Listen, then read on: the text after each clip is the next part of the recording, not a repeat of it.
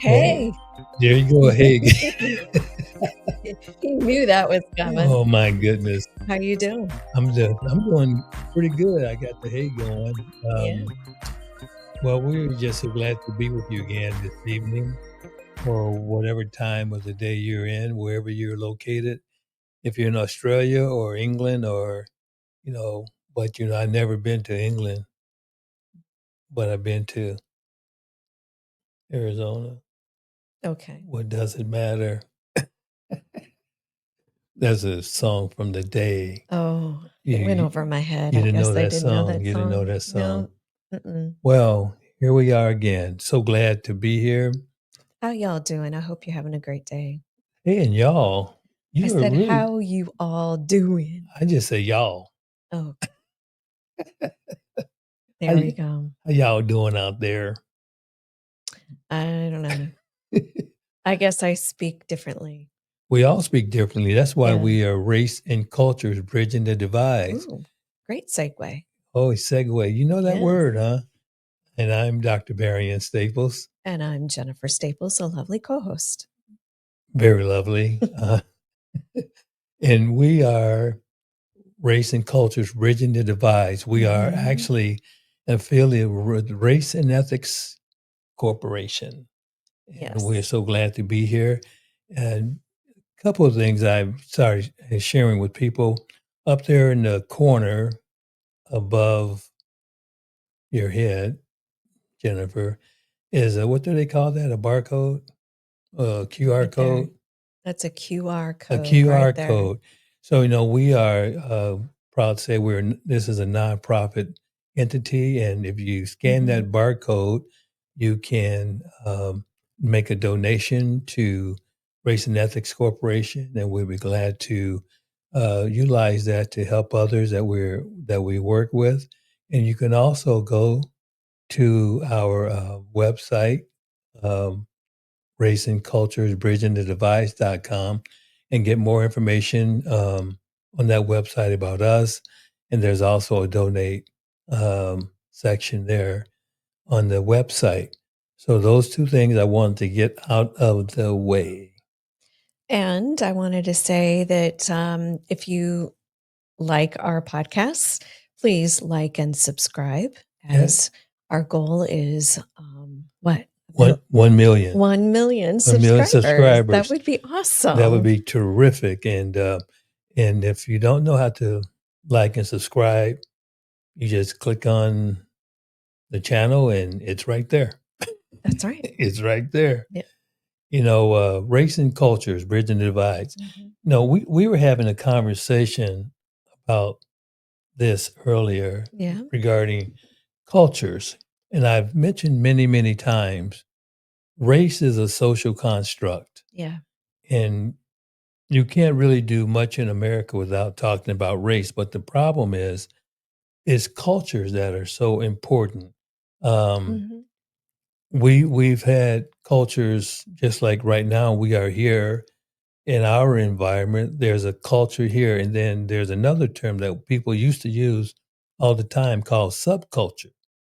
A subculture is a culture that is different than what people ascribe to as being the majority culture or the main culture. If you were in Alaska, you would have the culture of Alaska. And so you would try to adapt your life a little bit to how they do things in Alaska. But guess what's so neat about that?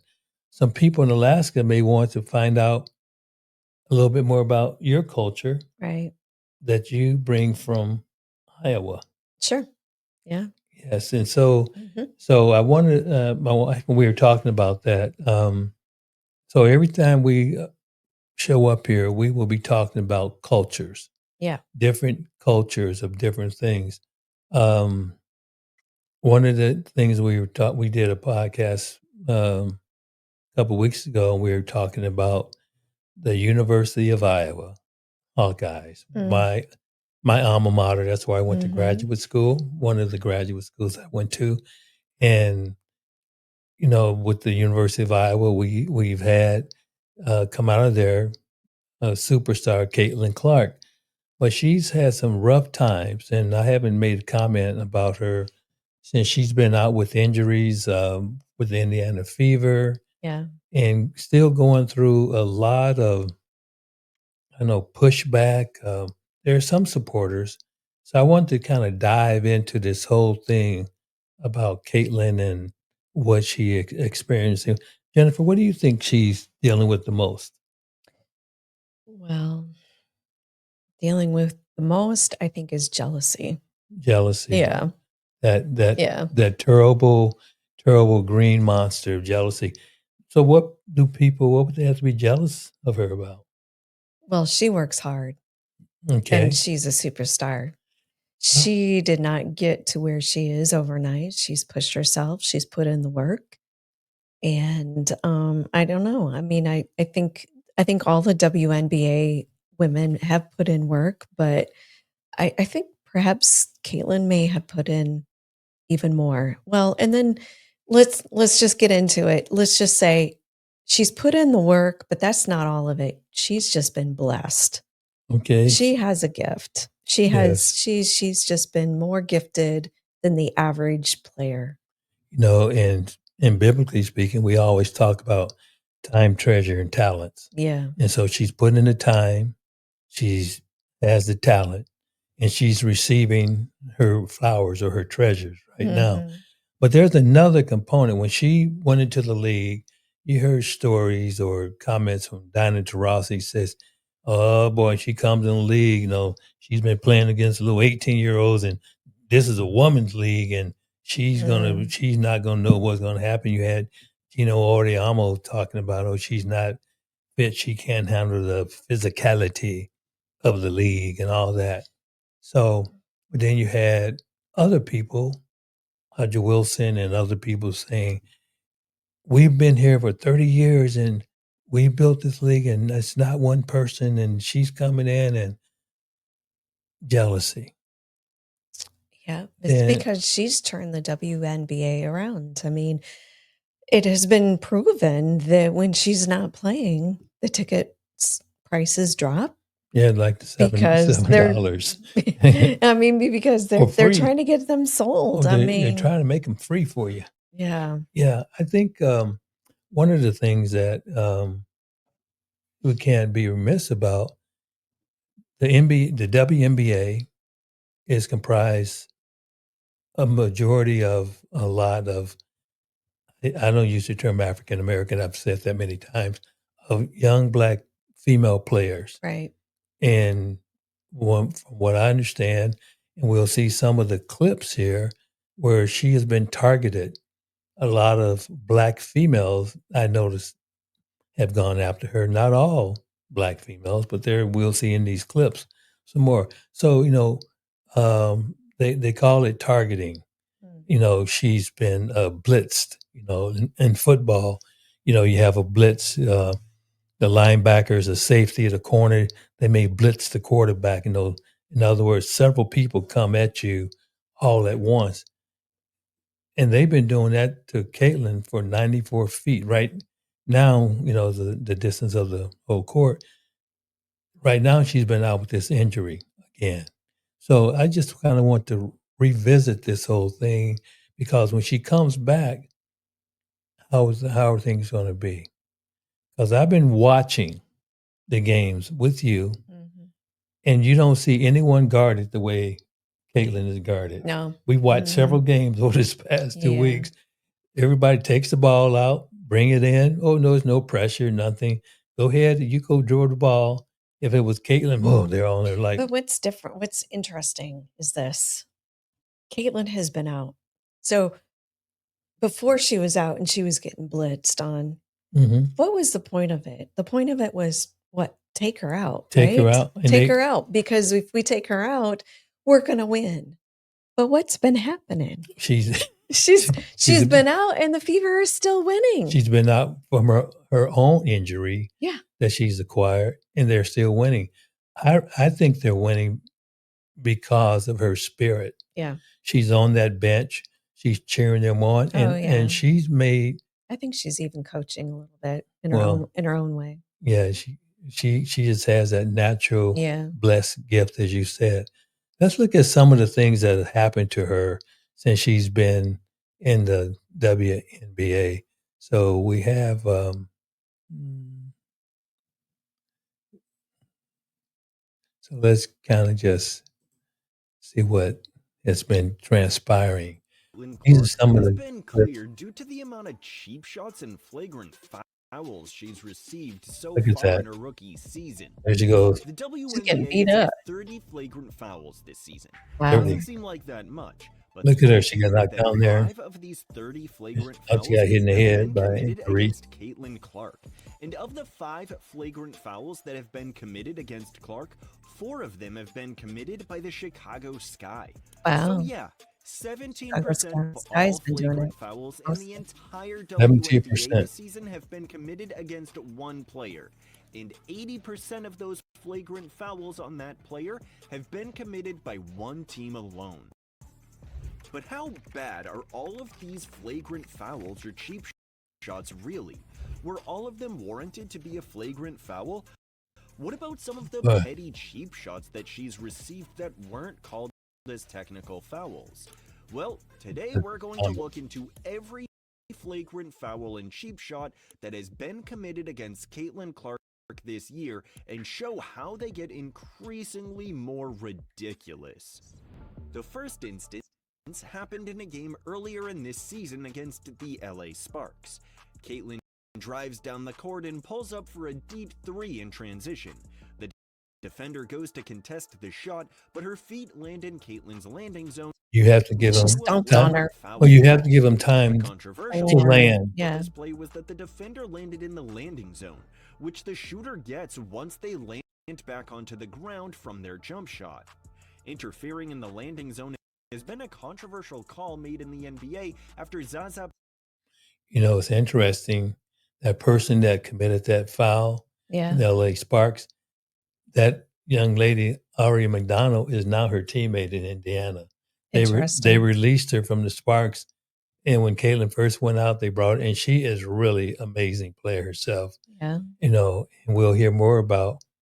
There are many incredible players in WNBA. So you see how she's getting hit. Now they're doing a comparison with the NBA here. Okay. Pachulia landed in Kawhi Leonard's landing zone in the 2017 playoffs. Not giving the shooter space to land can lead to the shooter landing on the defender's leg, which can lead to a serious injury. Clark from way outside draws the foul. This exact scenario happened to Kawhi, and he missed the rest of the playoffs. It's a serious thing, but I wouldn't say this was egregious or intentional, which is why it's first on our list. It's a foul call that now gets upgraded to a flagrant due to the injury history that comes from this scenario. This next instance is merely identical to the one above, and it happened in a game earlier in the season against the Chicago Sky. This play was just like the previous one. The defender landed in the landing zone, which the shooter gets once they land back onto the ground from their jump shot. Some more coming. Clark with the step back and gets fouled. She did that intentionally. Yeah, she sure did. There's no need for her to do that. I'd say this one was Ball worse left because her. the defender was not as cautious about the landing zone and didn't even seem to think about it or the potential injury it could have caused. So yes, we start this list with 2 flagrant fouls, but I wouldn't say these actions were cheap shots or actions committed solely out of jealousy for Clark. These were basketball plays that were not done to intentionally hurt Clark, which is why they're lower on our list. But the next instances on this list are highly questionable and get seemingly more and more ridiculous. This next instance on the list is not too bad, but it was completely unnecessary and unwarranted, especially coming from a seasoned WNBA vet. Skylar Diggins-Smith approached Clark as they were on their way to their respective benches going into a timeout. It almost looks like she was speeding up to walk to the bench just to shoulder bump Clark on the back.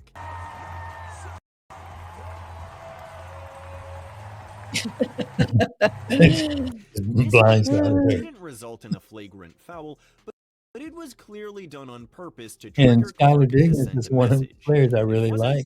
dangerous by any means, but it was definitely stupid and petty more than anything. Since this was done intentionally, it's worse than the other instances, but it didn't put her in danger. So get ready, because there are even more ridiculous moments on the list.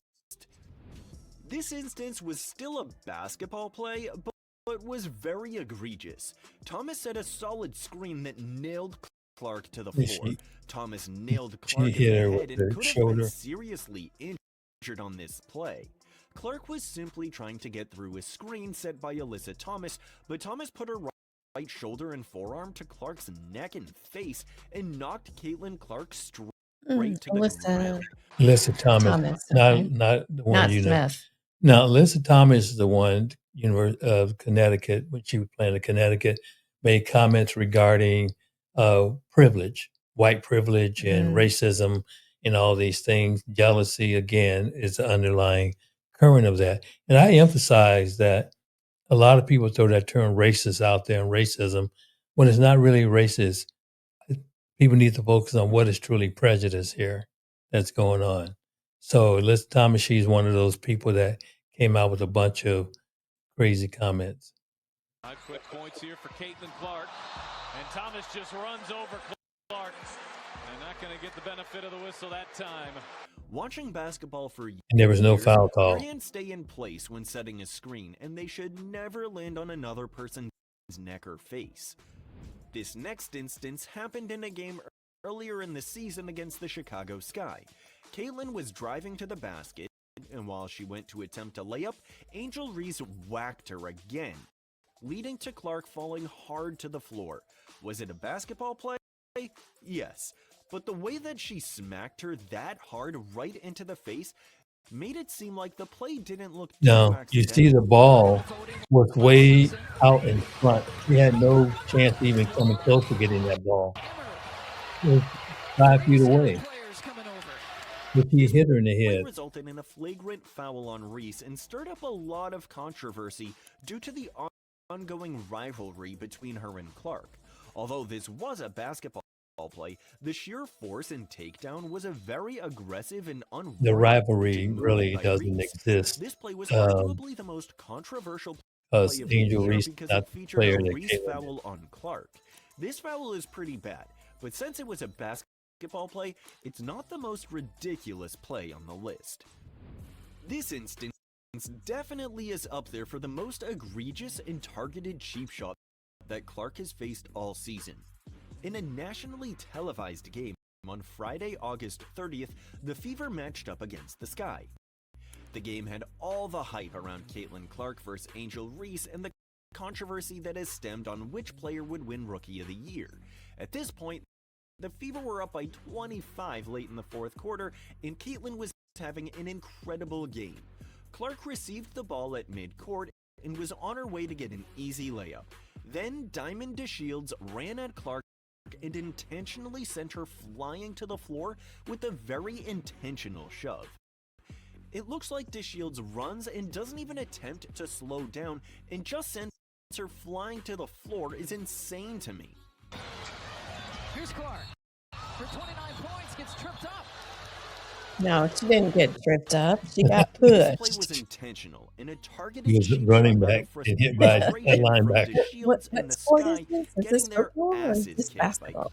Clark and the Fever. It's This amazing. play was the most recent flagrant So foul as we called on look Clark at this this culture season, that's and it was been not one that seemed evolving, like an accident. it's like The most Caitlin is on this insane part island is that fans in the media are promoting and DeShields' people are behavior. just exploding on her. Cheryl Swoops, who has been the biggest hater of Caitlin Clark, defended DeShields with a tweet defending DeShields after the flagrant foul. Now we have WNBA legends condoning flagrant fouls. It's really unbelievable. No one has been more critical of Clark than Cheryl Swoops. She's been caught blatantly lying about Clark's Okay, I'm going to try to records, go age, and next accomplishments, one here. and it's because I don't I think think we many got people saw a this good response idea to the that play. Yeah. she's been Okay, this getting is attacked. this is the one I Angel wanted to reached the see. sideline as soon as Carter knocks Clark to the floor. Angel is clapping, cheering, and celebrating in response to Carter knocking Knocking Clark This is the right one to the that floor. people heard I around mean, the world. that might be the most ridiculous Kennedy thing Carter. I've ever seen. I mean, how much more blatantly obvious can it get from this? Clark hasn't even received the ball yet, and Carter ran up to her just to knock her to the ground. He called her If the that B wasn't word. intentional, I don't know what is. This was just another example of blatant targeting towards Clark, and it's happened. And then they way too celebrate many times this afterward. season Yes. for it. Look what I did. So I want you to get an idea about what this young lady, my alumni from Iowa, has gone through and was going through still this year, even before she got hurt. So what has happened? So this is a lead up to some other things. So I want us to watch this clip here and see what happens. More the same stuff, but this gets more incredible. Point lead for the Fever. Midway point, third quarter. This is Jason Sheldon. He played All Mr. over Iowa. Clark. And they get into it a bit here. Lexi Hall now gets in Sheldon's face. Caitlin Clark hits the deck. Big Ten against Big Ten. Ohio State and Iowa. Both in the same draft class last year. Watch this. It is getting spicy in Indiana. Jason Sheldon. And part of that has been J.C. Sheldon and Caitlin Clark just going at it all game. Watch this. Watch when Caitlin Clark is trying to create some space. It looked like she just got hit in the eye there. Ooh, and Marina Mabry. I missed that one, Edona. Oh, I missed that one too.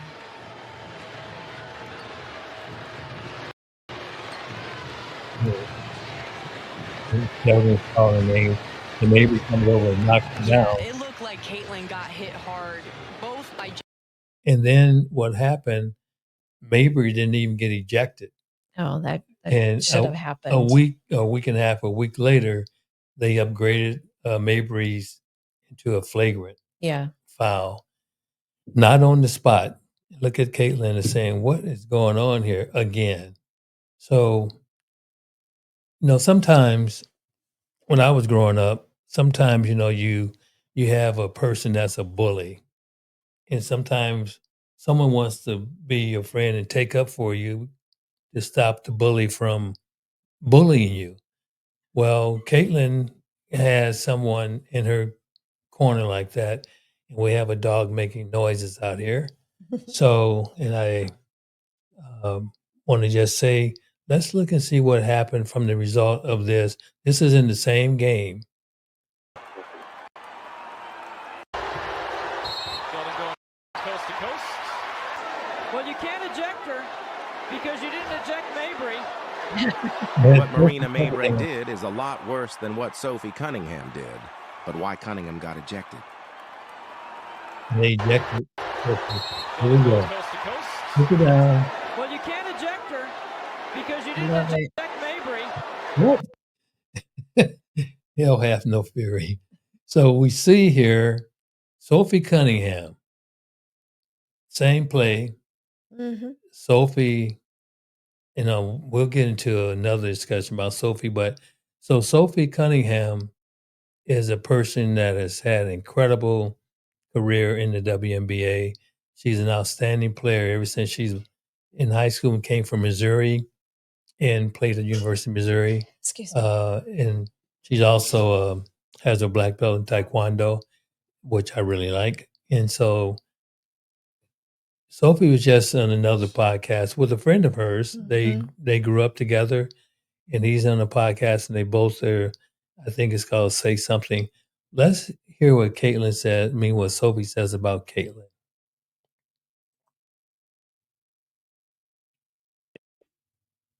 And it literally pisses me off when people are like, she's not the face of the league. Who would be? What?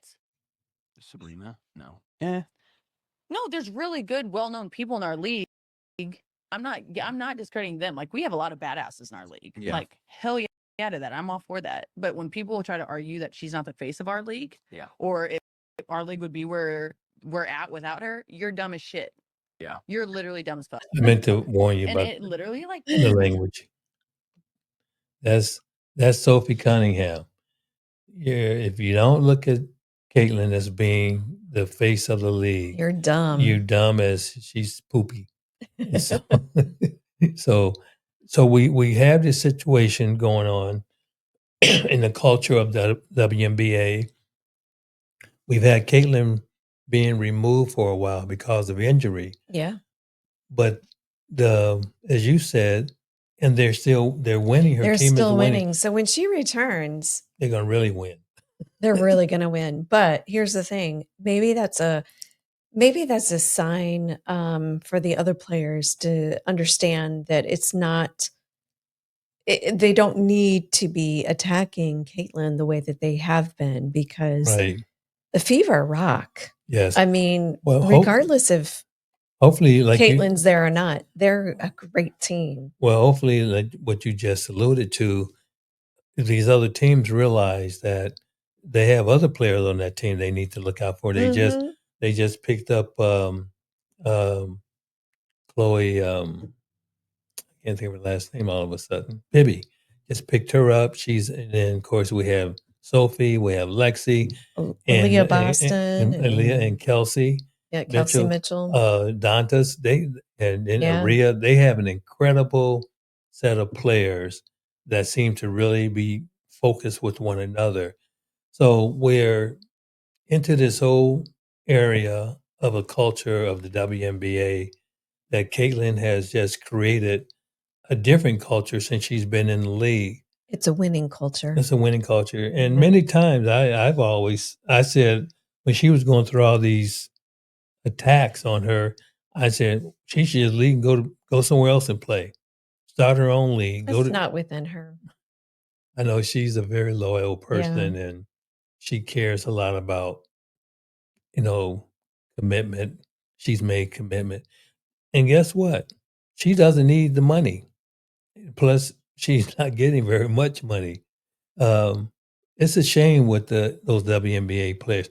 I don't agree with them wearing those shirts in the All-Star game, but they need to get paid better than what they're getting paid. Maybe not millions, but well, even if they got millions, that'd be great.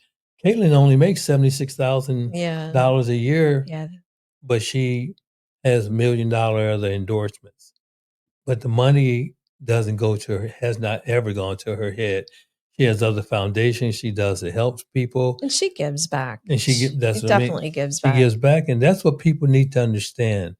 That this young lady, 23 years old. Yeah. It's just phenomenal. And she has never said a bad thing about anyone. Nope. Not one time.